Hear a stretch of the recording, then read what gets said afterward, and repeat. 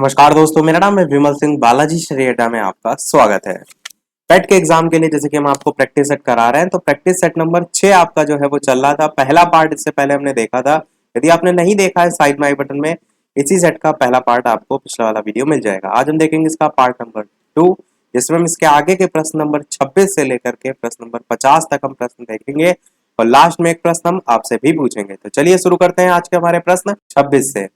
विज्ञान के प्रश्न यहां से स्टार्ट हो रहे हैं। 5 प्रश्न आपको विज्ञान के देखने को मिलेंगे। तो 26 नंबर प्रश्न कह रहा है कि एथलीट फुट, ये जो बीमारी होती है, ये आपको बताना है किससे होती है। जीवाणुओं से, फफूंद से, या फिर प्रोटोजोआ से, या फिर सूत्रकृमि से। बताइए इनमें से कौन सा जो है वो सही होगा। एथलीट फुट कवक जो है उससे होने वाली बीमारी होती है। ये चीज मैंने आपको बताई है, यदि आपको याद होगा तो। परंतु यहां पर ऑप्शन में कवक का दूसरा रूप दे रखा है, एक हिंट के तौर पर मैंने आपको बता दिया। चलिए आंसर की बात करते हैं। तो फफूंद इसी को कहते हैं। बी वाला आपका ऑप्शन यहाँ पर सही हो जाएगा। ये भी आपको पता होना चाहिए कि किस कवक से ये जो है वो रोग होता है। तो उसका नाम है टीनिया पेडिस। टीनिया पेडिस नामक जो कवक है, उससे आपका एथलीट फुट जो है, ये जो बीमारी है वो जो है वो होती है। और ये आपका त्वचा का एक संक्रामक रोग होता है, जो कि पैरों की त्वचा के कटने फटने और मोटे होने से जो है वो होता है। जीवाणु, विषाणु, कवक, प्रोटोजोआ, चारों की ट्रिक हम ऑलरेडी बता चुके हैं, नहीं देखी है तो इस टाइप से ही सर्च कीजिए और साथ में आगे बालाजी स्टडी अड्डा करके आप लिख देंगे तो आपको वो वीडियो मिल जाएगा, या प्लेलिस्ट में जी के ट्रिक नाम से प्लेलिस्ट बनी हुई है, उसमें जाकर भी देख सकते हैं। अन्य और कौन कौन से रोग होते हैं कवक या फफूंद से, तो उसमें आपका दमा आता है, उसमें आपका खाज आता है, गंजापन आता है, दाद आता है, ये सभी जो है वो आते हैं। और जो इसमें से गंजापन मैंने बताया, वो आपका टीनिया कैपिटिस नामक जो कवक होता है उससे प्राप्त होता है। अगला देखते हैं, प्राप्त क्या कह सकते हैं, होता है। 27 प्रश्न, मानव शरीर में सबसे छोटी ग्रंथि जो है वो कौन सी है। ये आपका महत्वपूर्ण प्रश्न है और ये मैंने प्रश्न पिछले वाले पार्ट में इसलिए पूछा भी था। एड्रिनल, थायराइड, अग्नाशय, पिट्यूटरी, बताइए कौन सा इनमें से सही होगा। मानव शरीर में सबसे छोटी ग्रंथि जो है वो कौन सी है। आंसर की बात करते हैं तो आपका पिट्यूटरी ग्रंथि बिल्कुल सही हो जाएगा। ये जो है आपकी कपाल के स्फेनाइड जो अस्थि है उसके सेलाटर्सिका नामक गर्त में जो है वो स्थित होती है, और एक छोटी ग्रंथि है, यहाँ 2 पिंडों से मिलकर बनी होती है और स्त्रियों में अपेक्षाकृत बड़ी और गर्भावस्था में और भी जो है वो बड़ी हो जाती है। इसी ग्रंथि को मास्टर ग्रंथि के नाम से भी जाना जाता है। जो सबसे ज्यादा प्रश्न पूछा जाता है वो मास्टर ग्रंथि किसे कहा जाता है, इस टाइप से ज्यादातर जो है वो पूछा जाता है। थायराइड आपने नाम अवश्य सुना होगा। गर्दन में जो वायुनाल होता है आपका, उसके अग्रभाग में जो है ये स्थित होती है और सबसे बड़ी अंतःस्रावी ग्रंथि के रूप में इसे हम जानते हैं। और इस ग्रंथि से स्रावित जो हार्मोन या कह सकते हैं थ्रोम्बुलिन है, तथा थाई आयोडो थायरोनिन जो है आपको देखने को मिलता है। अग्नाशय की बात करते हैं तो ये मिश्रित ग्रंथि है, जिसका वही स्रावित भाग जो होता है वो पाचक रस स्रावित करने का कार्य जो है वो करता है, और इसमें उपस्थित जो लैंगर आयंस की दीपिकाएं होती हैं वो अंतःस्रावी भाग जो है वो बनाती है। अगला देखते हैं आपका प्रश्न नंबर 28। निम्नलिखित में से किस विस्फोटक का नाम जो है वो आपको बताना है नोबेल तेल है। 4 नाम है, बताइए इनमें से कौन सा जो है आपका सही होगा। TNG, TNP, TNA, या फिर TNT। आपको बताना है किस विस्फोटक का नाम जो है वो नोबेल तेल है। आंसर की बात करते हैं तो आपका पहला ही ऑप्शन यहाँ पर सही होगा, TNG, जिसे हम ट्राई नाइट्रोग्लिसरीन कहते हैं। ट्राई नाइट्रोग्लिसरीन एक रंगहीन तैलीय कार्बनिक पदार्थ है, जो कि जो डायनामाइट होता है, डायनामाइट जो है वो बनाने के काम में जो है वो यूज में आता है। इसी को ही हम नोबेल का तेल के नाम से भी जो है वो जानते हैं। और अगर बात करें इसकी खोज की, तो इस विस्फोटक की जो खोज है वो अल्फ्रेड नोबेल ने की थी। अल्फ्रेड नोबेल ने कब की थी, तो 1846 में जो है वो की थी। अगला देखते हैं आपका 29 नंबर प्रश्न कि तैरने के तालाब में तैरने से मनुष्य की जो त्वचा होती है वो जल जाती है। अवरक्त किरण जो है उसके कारण, क्लोरीन के कारण, ऊष्मा के कारण, या फिर पराबैंगनी जो किरण है उसके कारण। बताइए इनमें से कौन सा जो है वो सही होगा। तैरने के तालाब में तैरने से मनुष्य की जो त्वचा होती है वो जल जाती है। उसका रीजन पूछा गया है कि किस जो है वो कारण। तो चलिए आंसर की बात करते हैं ऑप्शन एबीसीडी में से। तो क्लोरीन आपका यहाँ पर सही हो जाएगा। तैरने के तालाब में तैरने से जो मनुष्य की त्वचा है वो क्लोरीन के कारण जो है वो जल जाती है। ये आपका एक अत्यंत क्रियाशील गैस होती है और संयुक्त अवस्था में ये साधारण नमक में आपको देखने को मिलती है। एक रिएक्शन भी पूछी जाती है विरंजक चूर्ण से संबंधित। तो शुष्क और बुझे चूने में क्लोरीन गैस प्रवाहित करने पर विरंजक चूर्ण जो है उसका निर्माण होता है। नॉर्मली आप इसका यूज कीटाणुनाशक के रूप में देखते हैं, ऑक्सीकरण के रूप में देखते हैं। तो आपका बी वाला सही हो जाएगा। यहाँ पर ऑप्शन में अवरक्त किरण भी दे रखा है, इसको थोड़ा सा समझ लीजिए। अवरक्त जो किरण होती है वो ऊष्मीय विकिरण होता है। ये जिस भी वस्तु पर पड़ती है उसका टेम्परेचर बढ़ा देती है। इसका जो यूज है वो आपको कोहरे में फोटोग्राफी करने के लिए, रोगी जो है उनकी सेकाई करने में, इन सभी जगह यूज देखने को जो है वो मिलता है। अगला देखते हैं 30 नंबर प्रश्न कि केल्विन जो मापन है उसमें मनुष्य के शरीर का सामान्य जो टेम्परेचर है, तापमान है, वो जो है वो कितना है। 280, 290, 300 या फिर 310। किसमें पूछा गया है? केल्विन मापन में जो है वो पूछा गया है। साथ ही साथ वीडियो पसंद आए तो लाइक भी सभी लोग अवश्य करते रहिएगा। इसी प्रकार अच्छे अच्छे प्रश्न हम प्रैक्टिस जो है वो करते रहें। तो चलिए आंसर की बात कर लेते हैं ऑप्शन एबीसीडी में से। तो आपका 310 डी वाला ऑप्शन सही हो जाएगा। मनुष्य के शरीर का सामान्य ताप जो केल्विन में होता है वो 310.15 डिग्री केल्विन जो है वो होता है, जो कि फॉरेनहाइट में आपका 98.6 डिग्री इस टाइप से फॉरेनहाइट में होता है। सेल्सियस में आपका 37 डिग्री सेल्सियस। र्यूमर पैमाना भी एक आपका आता है, उसमें अगर बात करें तो 29.6 डिग्री जो है आपको र्यूमर पैमाना जो है उसमें देखने को मिलता है। तो अब ये हमारे समाप्त हुए विज्ञान के प्रश्न। अब देख लेते हैं हम हमारे गणित के प्रश्न। गणित के प्रश्न का जो पहला प्रश्न है ये पिछले वाले पार्ट में मैंने आपसे पूछा था कि एक दो अंकों की संख्या के अंकों का योग यदि 11 है, यदि हम उसके अंकों को परस्पर बदल देते हैं तो बनी हुई नई संख्या मूल संख्या से 45 कम हो जाती है। तो मूल संख्या जो है वो बताइए क्या होगी। तो इसे हम करेंगे ऑप्शन से, क्योंकि एक्स मान के करेंगे तो आपका ये समीकरण लंबा बनेगा और प्रश्न बिना मतलब का बड़ा होगा। प्रश्न कह रहा है एक दो अंकों की जो संख्या है उसके अंकों का योग 11 है। तो देखिए 9 2 11, 6 5 11, 6 5 11, 8 3 11, सभी में 11 है। तो यानी कि पहला वाला सब पे अप्लाई हो रहा है। यदि हम उसके अंकों को परस्पर बदल देते हैं, अगर अंकों को हम बदलेंगे, 9 2 है, अंकों को बदलने के बाद संख्या क्या हो जाएगी? 29 हो जाएगी। तो बनी हुई जो नई संख्या है वो पहली वाली संख्या से 45 कम हो जाती है। तो आप देखिए क्या ये 45 इन दोनों के बीच में डिफरेंस दिख रहा है आपको? बिल्कुल नहीं दिख रहा है।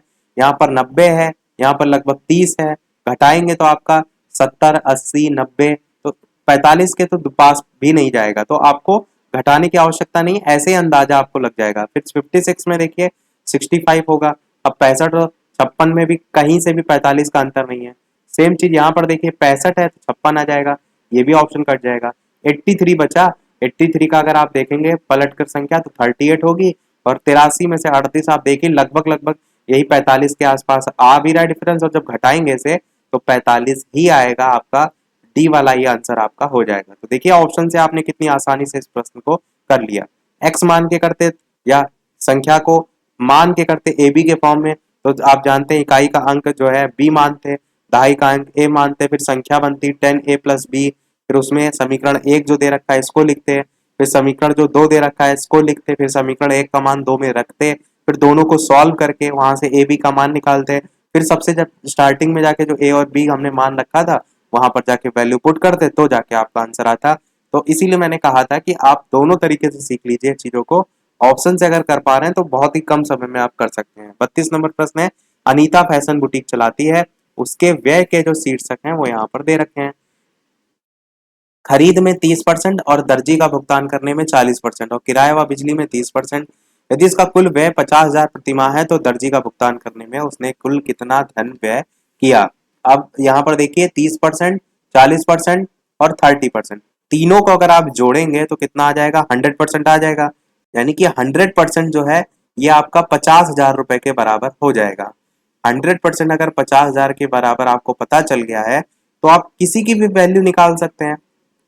प्रश्न में पूछ रहा है दर्जी का भुगतान करने में कितना धन व्यय किया, तो दर्जी के भुगतान में उसने 40% किया, तो 100% की वैल्यू अगर 50,000 के बराबर है तो 1% की वैल्यू जो है वो 50,000 बटे 100 करेंगे, तो इस जीरो से ये जीरो, ये जीरो से ये जीरो कट जाएगा, यानी कि एक की वैल्यू 500 के बराबर होगी।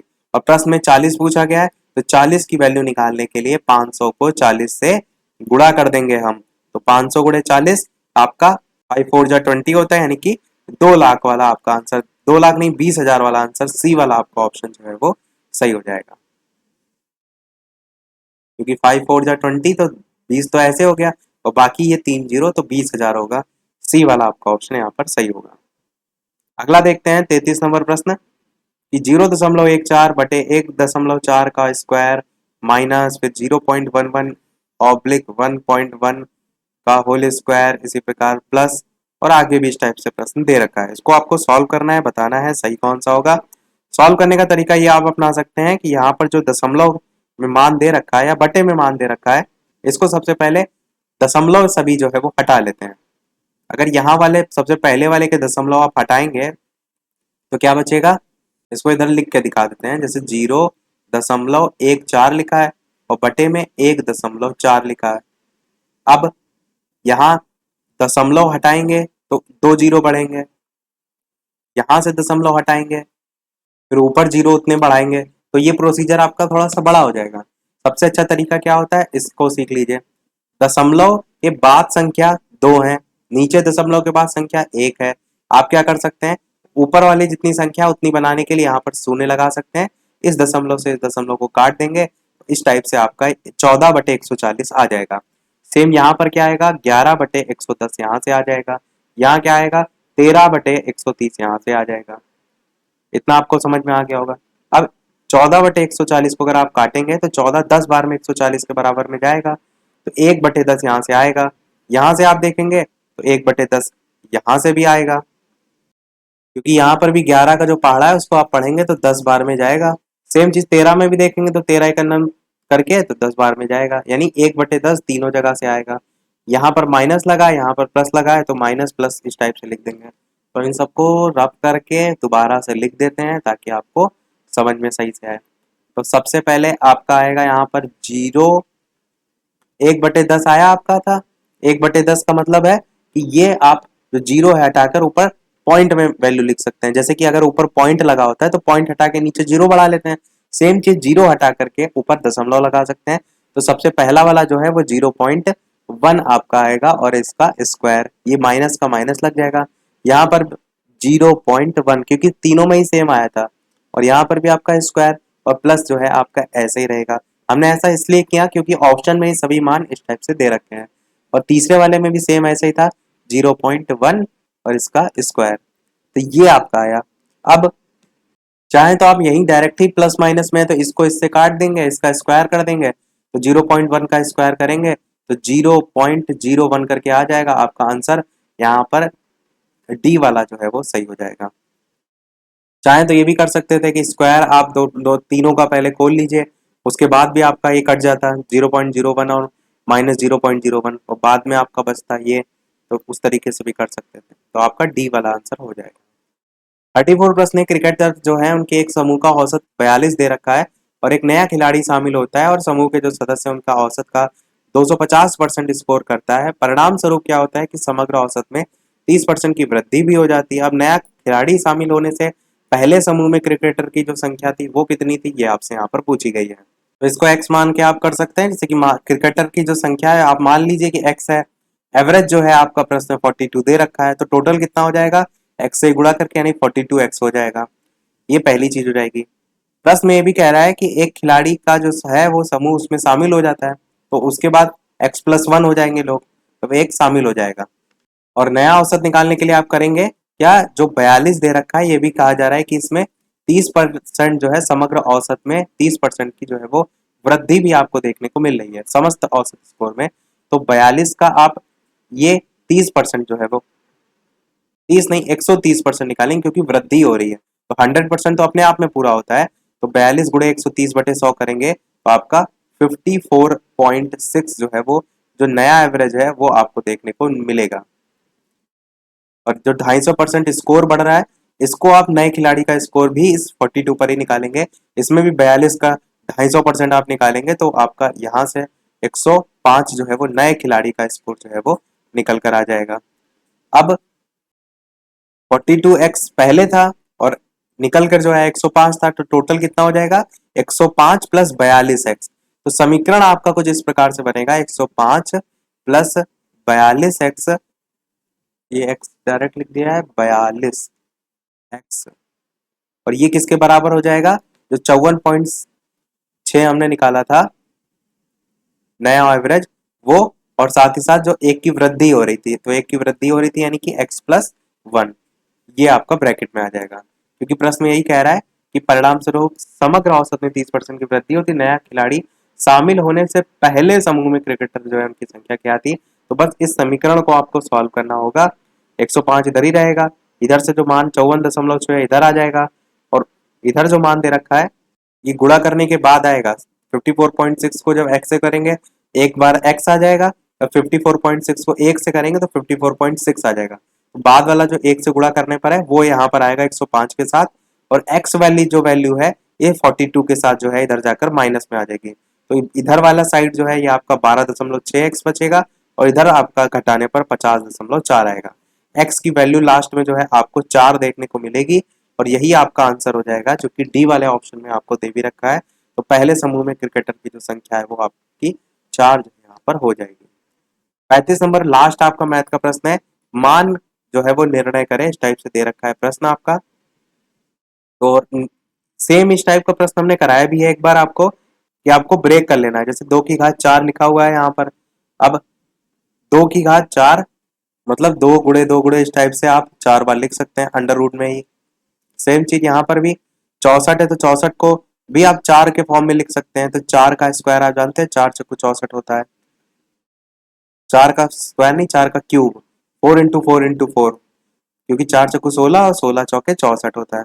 यहाँ पर 2 की घात 8 है, इसको भी आप 2 गुणे 2 गुणे इस टाइप के फॉर्म में लिख सकते हैं। रीजन क्या है उस प्रकार से लिखने का, क्योंकि ये जो बाहर आपका दे रखा है ना, वर्गमूल के बाहर जो ये नंबर दे रखा है, इससे आपको बाहर निकालना होगा। तो कुछ इस प्रकार से हम लिखेंगे, चलिए लिख के भी बता देते हैं। 2 की घात 4 जो है इसको आप ऐसे लिखिए, 2 गुणे 2 गुणे 2 गुणे 2। ये जो 64 वाला है इसके बीच में प्लस लगा हुआ है, और यहाँ पर इसको आप 64 को 4 का क्यूब लिख सकते हैं, यहाँ पर बाहर 3 आ जाएगा। प्लस यहाँ पर 2 की घात 8 है तो इसको आप डायरेक्ट 2 की घात 8 के फॉर्म में लिख सकते हैं। तो कितनी बार गुणा करेंगे वो यहाँ पर आप इसमें इस टाइप से 2 × समथिंग करके जो है वो लिख सकते हैं। अब यहाँ पर समझने वाली चीज ये है कि आपको इस वर्गमूल से बाहर निकालना है।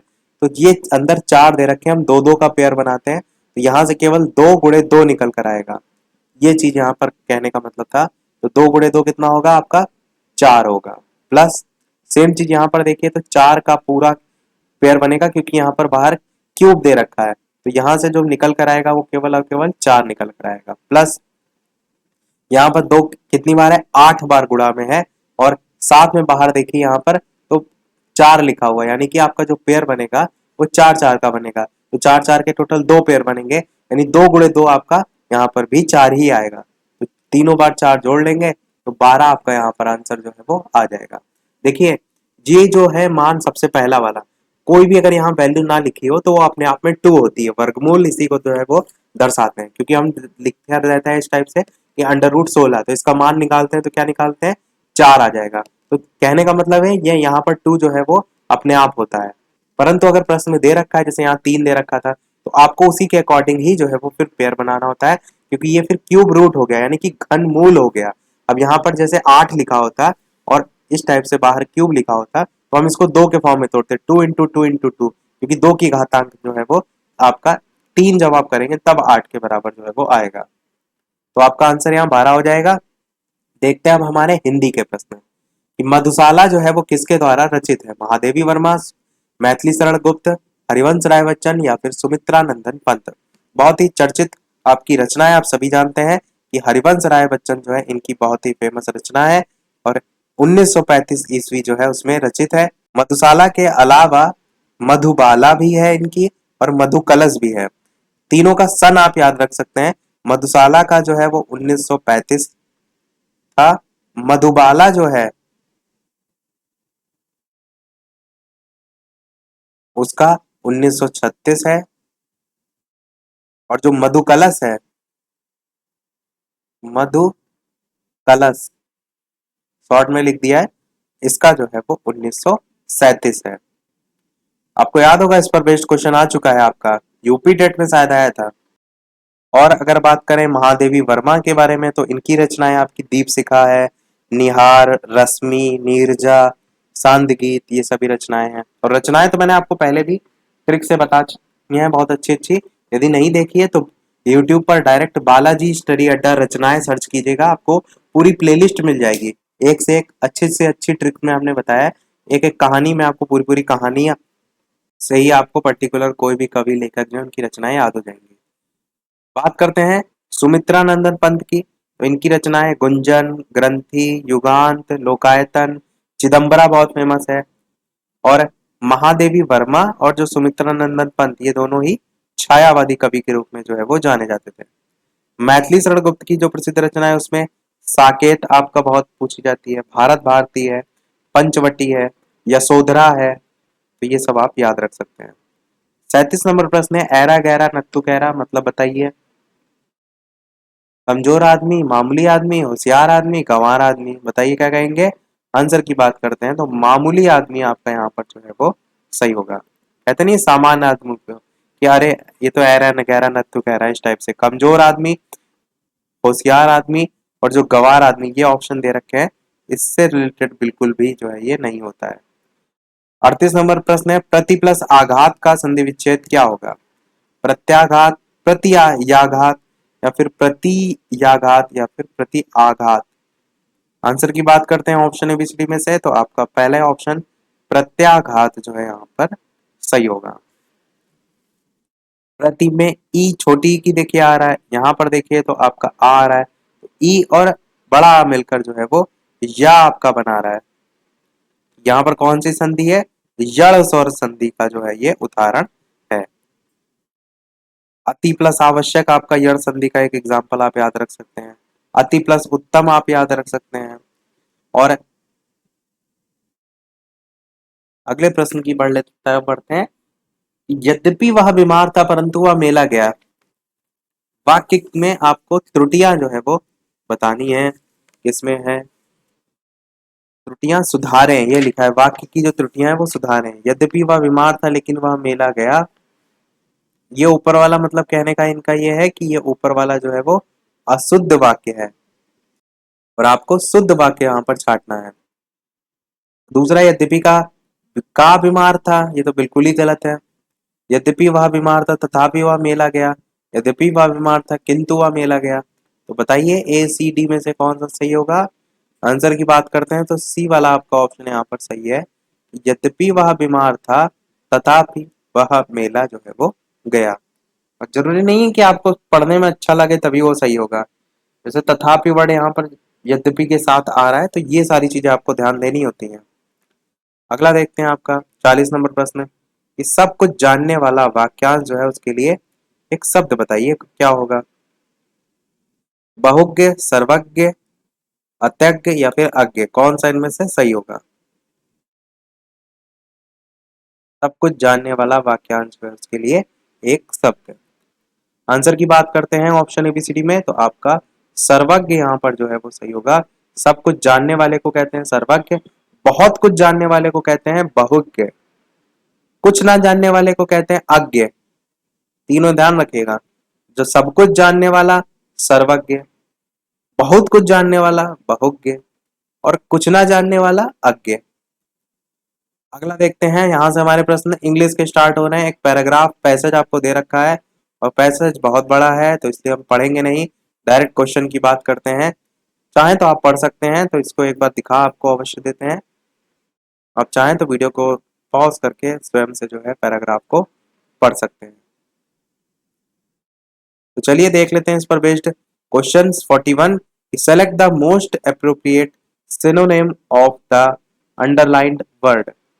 तो she won with an overwhelming majority in the college election. तो आपको बताना है कि इसका सिनोनिम क्या होगा, यानी कि समानार्थी आपको जो है वो बताना है। तो बताइए इन चार ऑप्शन में से कौन सा जो है वो सही होगा। ओवर जो वेलमिंग है इसका हिंदी में अर्थ होता है अभिभूत। आंसर की बात करते हैं ऑप्शन एबीसीडी में से, तो आपका ए वाला आपका सही होगा। एस्टोनिशिंग जो लिखा हुआ है ये इसका जो है सिनोनिम्स हो जाएगा। एस्टोनिशिंग का मतलब होता है चौंका देने वाला। कैचिंग का मतलब होता है पकड़ना। स्टाइलिंग का मतलब होता है टाल मटोल करना। और लास्ट वाला जो है ये हेलुसिनेशन जो वर्ड है उससे बना हुआ है। हेलुसिनेशन मतलब होता है जैसे कि किसी को चक्कर में फंसाना, माया जाल, भ्रम, तो उसके संदर्भ में हेलुसिनेशन वर्ड यूज होता है। और उसी से ही हेलुसिनेटिंग वर्ड बना है जिसका अर्थ होता है भ्रम में डालना। तो आंसर आपका ए वाला यहाँ पर जो है वो सही होगा। अगला देखते हैं आपका 42 प्रश्न। The place is infested dash poisonous snacks. आपको यहाँ पर फिल इन द ब्लैंक बताना है। क्या आएगा, विद आएगा, इन आएगा, फ्रॉम आएगा, बाय आएगा। ये जो भी आप पैराग्राफ पर बेस्ड क्वेश्चन देख रहे हैं ये आप बिना पैराग्राफ के भी बता सकते हैं, क्योंकि इसके लिए आपको पैराग्राफ की आवश्यकता नहीं है। प्रपोजिशन से डायरेक्ट सीधे प्रश्न पूछा गया है। आंसर की बात करते हैं ऑप्शन एबीसीडी में से, तो विद आपका यहाँ पर सही हो जाएगा। The place is infested with poisonous snake. Infested के साथ विद समथिंग या के संदर्भ में जब यूज आता है तो उसका अर्थ निकलता है कि किसी चीज से जो है वो ग्रसित होना, रोग इत्यादि भी हो सकता है। जैसे कि यहाँ पर तो जहर की बात की गई है सांप के, तो आपका ए वाला ऑप्शन विद जो है सही होगा। 43 प्रश्न है कि she expects that her son can return, may return, should return या फिर माइट रिटर्न। बताइए इनमें से कौन सा सही होगा।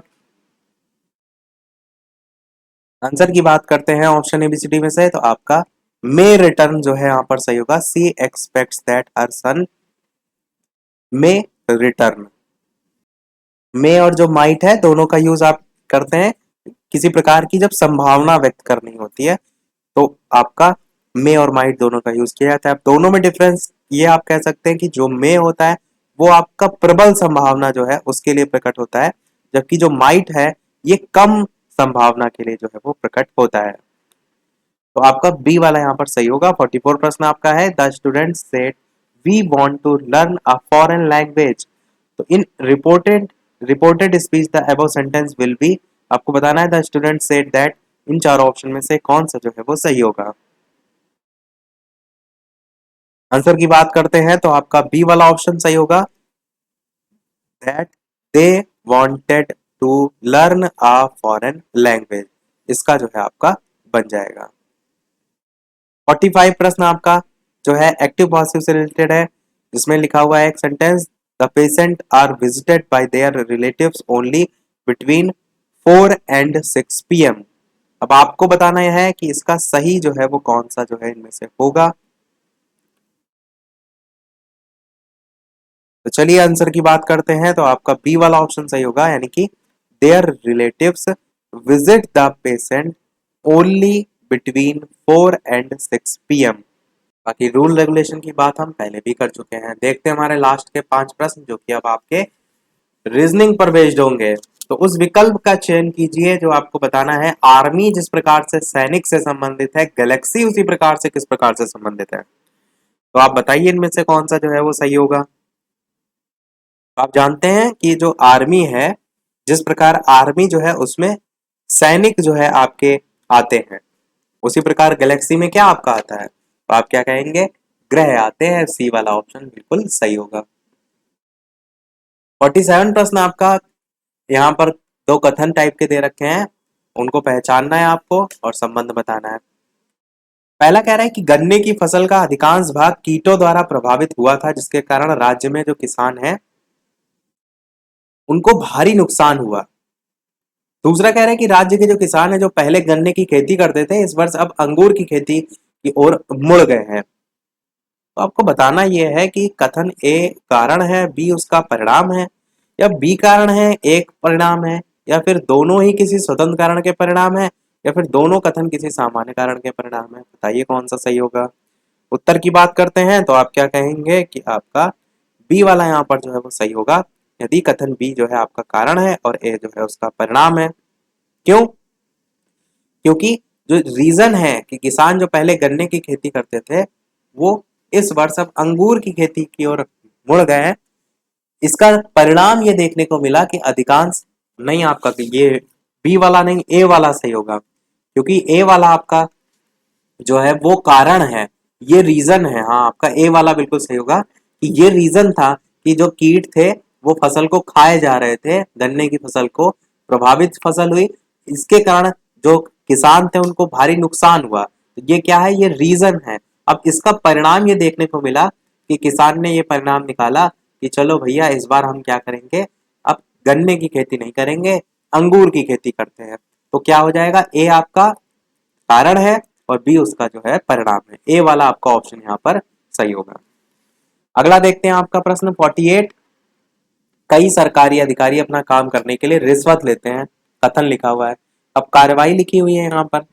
पहला कह रहा है कि भ्रष्ट जो कर्मचारी हैं उनको फांसने और उन पर मुकदमा चलाने के लिए भ्रष्टाचार विरोधी ब्यूरो को स्वतंत्र किया जाना चाहिए। दूसरा कह रहा है सरकारी कर्मचारियों पर लगे सभी भ्रष्टाचार के आरोप झूठे हैं। दो लिखे हुए हैं, आपको बताना है कि सही कौन सा है, अनुसरण कौन सा कर रहा है, किस प्रकार की जो कार्यवाही है वो तार्किक रूप से अनुसरण करती है। ना तो पहला ना ही दूसरा, केवल पहला, दोनों ही, या सिर्फ दूसरा। बताइए कौन सा इनमें से सही होगा। चलिए बात करते हैं आंसर की। तो बी वाला यानी कि सिर्फ पहला अनुसरण करता है कि भ्रष्ट जो कर्मचारी हैं उनको फांसने और उन पर मुकदमा चलाने के लिए भ्रष्टाचार विरोधी ब्यूरो जो है उसको स्वतंत्र जो है वो किया जाना चाहिए। और सरकारी कर्मचारियों पर लगे सभी भ्रष्टाचार के आरोप झूठे हैं, तो ये आपका गलत है। केवल ये सही है, आंसर आपका बी वाला यहाँ पर सही हो जाएगा। 49 प्रश्न सेकंड लास्ट प्रश्न है। स्टार्टिंग मैंने बताया था 50 प्रश्न तक हम देखेंगे, लास्ट में एक प्रश्न हम आपसे भी पूछेंगे। तो ये आपको एक सीरीज दे रखी है और कह रहा है यदि बाईं ओर से सातवें, तो बाईं ओर किधर से होगा, दायां इधर से है, बायां आपका इधर से है। तो बायां ओर से सातवां, तो यहाँ सातवां आप देखेंगे, एक दो तीन चार पाँच छः सात। परंतु एक बार प्रश्न को पूरा पढ़ लेते हैं। सातवें, आठवें, 15वें और 17वें अक्षर को एक सार्थक शब्द बनाने के लिए चुना जाता है, तो उस शब्द का तीसरा अक्षर क्या होगा। तो दायां आपका इधर होगा ना, राइट हैंड आपका जिस साइड होता है वही आपका इसमें भी राइट हो जाएगा, ये आपका बायां हो जाएगा। और प्रश्न में बाईं ओर से स्टार्ट करें तो बायां ओर हम इधर से गिनेंगे, पहला, दूसरा, तीसरा, चौथा, पांचवा, छठा, सातवां। सातवें नंबर पर पी है, सातवें के बाद फिर आठवां आपका ओ है, फिर 15वां आपका आठ, ये 9 10 11 12 13 14 15, 15 आपका ई है। उसके बाद 17 यानी 16 17 यानी कि 17 आपका एच है।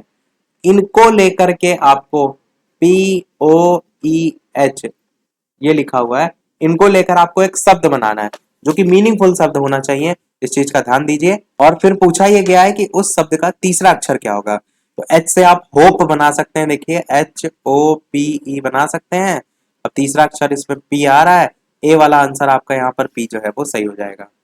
तो कई बार क्या होता है हम इससे शब्द ही देखते रह जाते हैं, तो आप क्या किया करिए, एक इसको शब्द लीजिए, फिर उसके आगे तीनों को रख के देखिए, फिर ओ को इसी के साथ, फिर ई को इस टाइप से देखिए, फिर एच, आपको शब्द जो है समझ में आ जाएगा। देखते हैं हमारा अगला और इस वीडियो का लास्ट प्रश्न। इसके अलावा वीडियो अभी तक आपने लाइक ना किया हो, सभी लोग वीडियो को लाइक भी करते रहिएगा, चैनल पर नए हो सब्सक्राइब करके जुड़ जाइएगा। टेलीग्राम चैनल से जो भी ना जुड़े हो लिंक आपको डिस्क्रिप्शन में मिल जाएगी, बालाजी स्टडी अड्डा सर्च करके भी टेलीग्राम से जुड़ सकते हैं। इससे पहले के प्रश्न ना देखे हो तो प्लेलिस्ट में आपको सभी जो इससे पहले वाले वीडियो उनकी जो लिंक है वो मिल जाएगी, और साथ ही साथ लाइव टाइमिंग जो है पेट के एग्जाम के प्रैक्टिस सेट की वो शाम के 8 बजे की है, तो लाइव आकर भी वीडियो आप जो है वो देख सकते हैं। प्रश्न आपका 50 नंबर, शाम के 4:52 जो है बजे हैं, उस पर घंटे की सुई और मिनट की सुई द्वारा बनाए गए दो कोणों में सबसे छोटा कोण कितने डिग्री का होगा, ये आपसे जो है वो पूछा गया है। अब जो हमने एक फॉर्मूला देखा था वही आप सीधे सीधे लगाकर यहाँ पर मान निकाल सकते हैं। फॉर्मूला आपका क्या था, थीटा बराबर m इंटू 11/2 माइनस h × 30, ये आपका जो है वो फॉर्मूला था। अब यहाँ पर आप पूरी वैल्यू भी पुट करके रख सकते हैं या दूसरे तरीके से भी कर सकते हैं, पर इसी में ही हम देख लेते हैं। एम की वैल्यू यहाँ पर क्या है, कितने मिनट है, एम मतलब मिनट यानी 52, तो 52 रख देते हैं यहाँ पर, गुड़े 11/2 तो ऐसे ही रहेगा, माइनस घंटे कितने, एच मतलब 4, 4 गुड़े 30। इसको सॉल्व करिए तो 52 गुड़े 11/2 करेंगे तो 286 आएगा, 4 3 12 होता है, यहाँ पर 120 आएगा, यानी कि 2 बराबर लगाते हैं 286 में से आप 120 को जो है वो घटाएंगे तो 166 आपका आंसर, यहाँ से थीटा का मान जो है वो डिग्री में निकल कर आ जाएगा। तो यही आपका आंसर जो है वो हो जाएगा। सभी प्रश्न हमारे समाप्त हुए। अब देख लेते हैं वो प्रश्न, जैसा कि सभी वीडियो में हम आपसे एक न एक प्रश्न पूछते हैं। तो इस वीडियो का आपके लिए प्रश्न है जिसका आंसर आपको वीडियो के मेन कमेंट में टाइप करके बताना है कि भारत में राष्ट्रीय जो खेल दिवस है कब मनाया जाता है। ए ऑप्शन है 27 मई, बी ऑप्शन है 21 जून, सी ऑप्शन है 29 अगस्त और डी ऑप्शन है 2 अक्टूबर। अपना आंसर वीडियो के मेन कमेंट में लाइव टाइप करके बताइएगा। साथ ही साथ लाइव टाइमिंग मैंने पहले ही बता दी। तो आज के वीडियो में इतना ही रखते हैं, मिलते हैं अगले वीडियो में कुछ नए प्रश्नों के साथ, नए टॉपिक के साथ। तब तक के लिए नमस्कार, जय हिंद।